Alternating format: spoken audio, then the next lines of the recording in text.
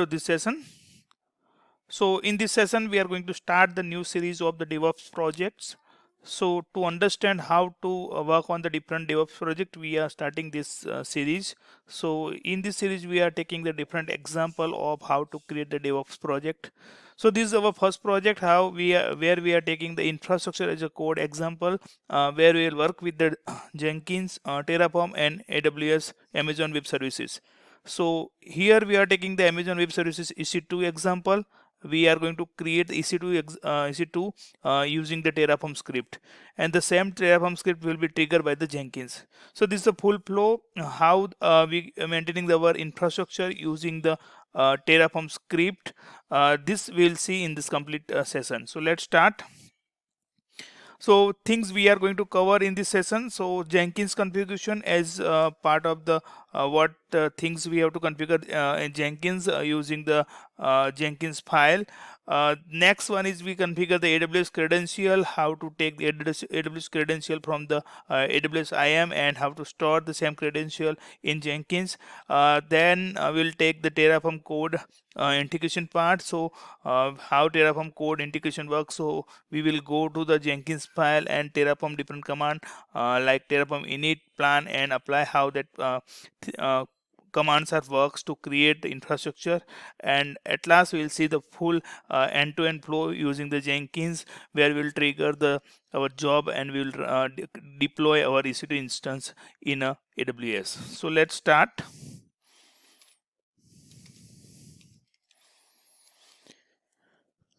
So first let's go to the Jenkins. So these my Jenkins are deployed in the AWS only. So I'm starting here. I'm just creating my first job.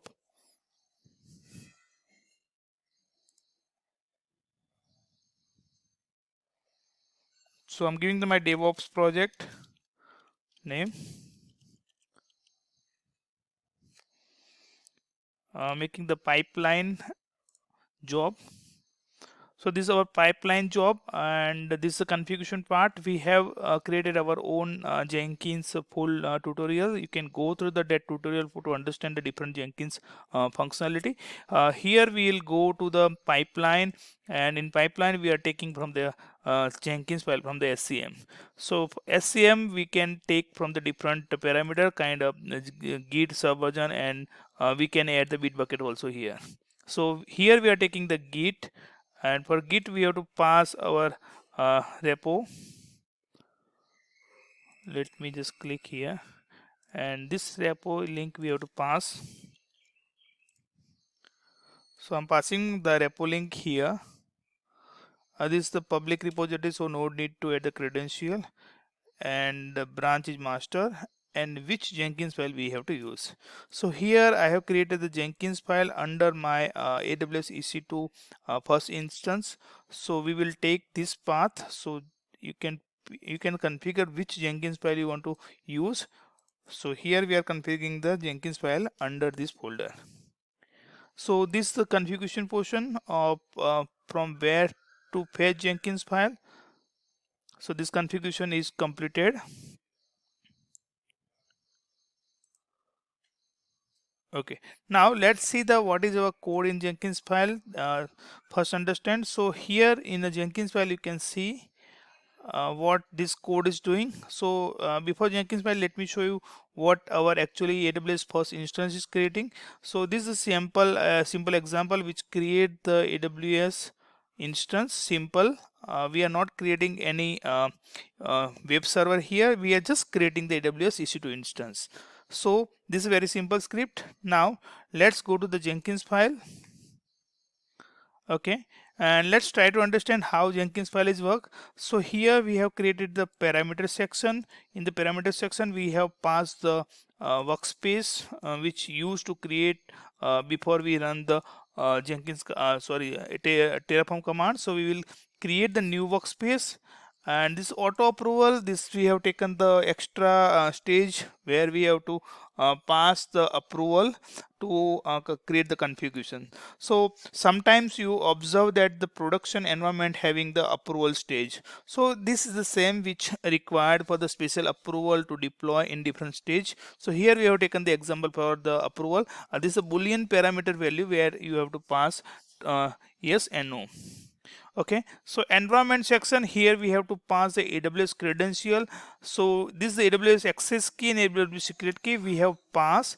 We have created the two, we have to create the two credential in the Jenkins, but before that we have to find the AWS key and AWS access key. Let's see. So while you go in the IAM in the user section, so you can get your credential, security credential, access key from here. So it won't be show here, but you can generate the new one also, and while creating the new user it will give you the all details, even it will give the CSV download, so you can save for your future reference. So this is my access key and the secret key. I can make the inactive also, even I can create the new one also. So from here let me show you, if I will just add new user, I'm showing the test. I'm creating the user with both access, giving the administrator group, and done.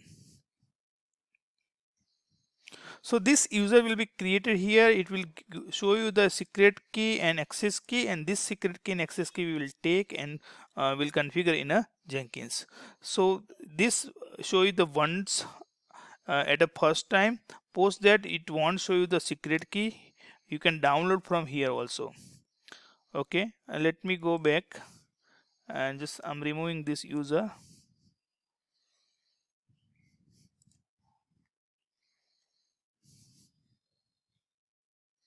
Okay, so my user is removed. Let's again go to the Jenkins side where to configuration for the credential.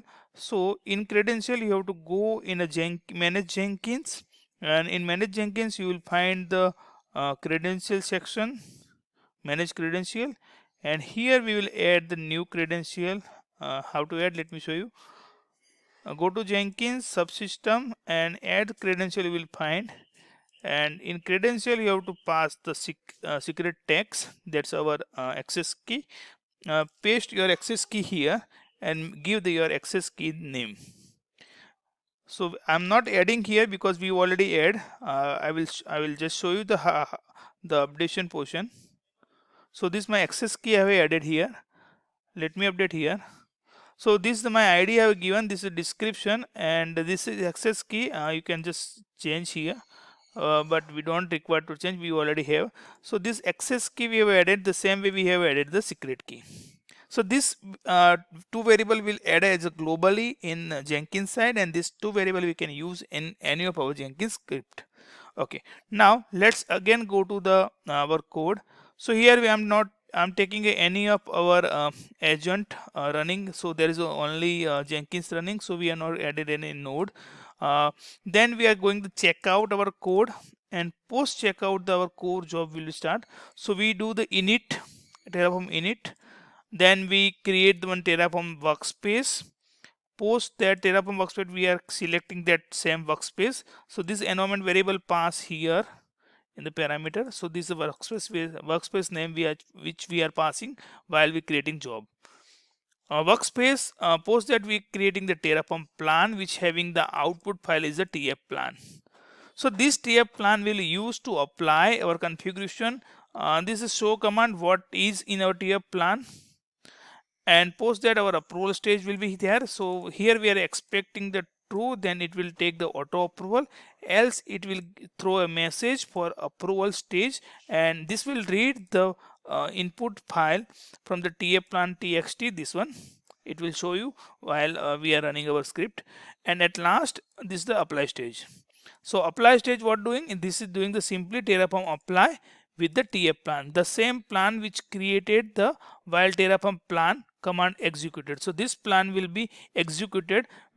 This plan will be created the infrastructure with execution of the Terraform apply. Let's go to Jenkins side, and again I'm just going to our project configuration. So this is a project created. Let me create our job. Let's see whether it's get success or fail. So I just created the build job here. So this will do the check declarative checkout. That's it will take the code from the it will take the code from the GitHub, and here we can see our first job is get failed. So where it is failed, it's get failed in the plan. So it's failed because I already have the same workspace name.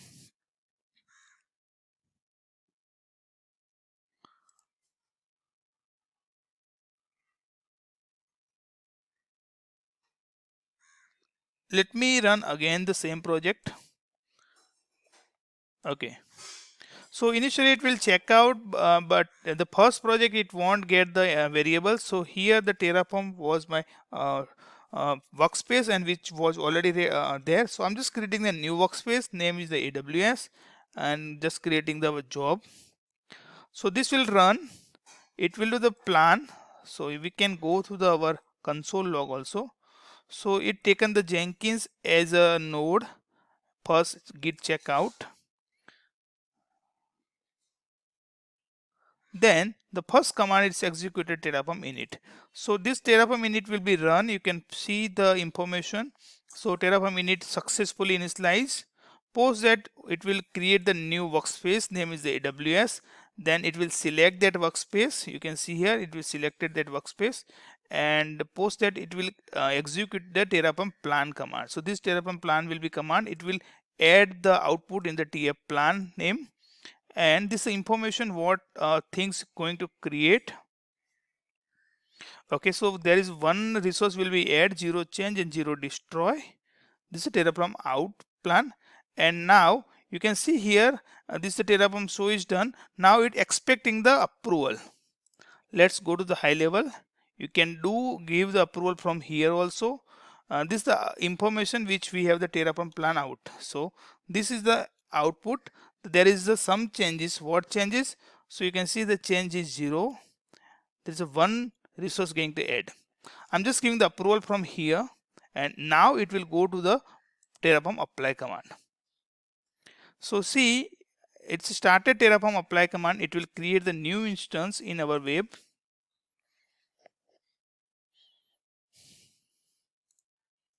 So it's creating the new instance. We can go to the EC2 section just to validate their instance get created or not.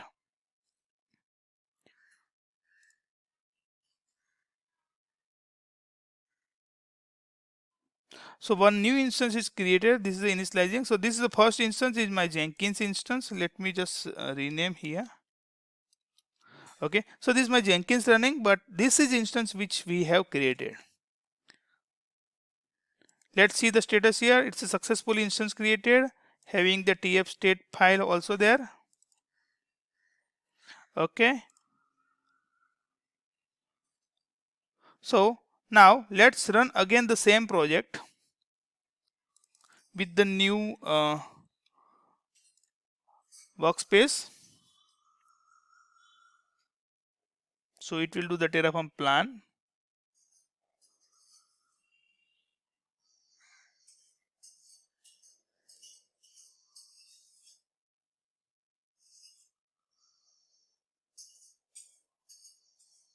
So this will also create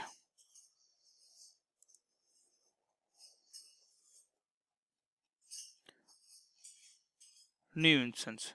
So this instance is creating. So this is the end-to-end flow where we are executing our Terraform script, which basically create the AWS infrastructure. So that's called the infrastructure as a code. We are not doing anything manually, and we are triggering from Jenkins.